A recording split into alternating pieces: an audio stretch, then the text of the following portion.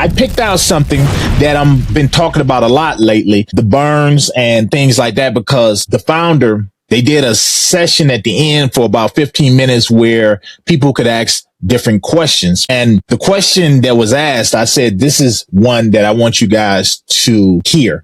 Can you explain your buyback burn methodology, how it works, and why you made the decision, to use that? Yeah. So the strategy there is we have the treasury account that's been buying back lit. That treasury account has bought back a certain amount of lit. And we also have the allocation of lit, 25% that has not been distributed. So from, we're a US company, we're kind of operate within parameters of what is more efficient. And so in terms, the goal, of course, of the buybacks is to burn those tokens, reduce the supply and increase value. This is why I gravitate to lit, why we gravitate to lit, and why I keep bringing it to you guys, because I believe it's an opportunity, not financial advice. We're trying to make money here.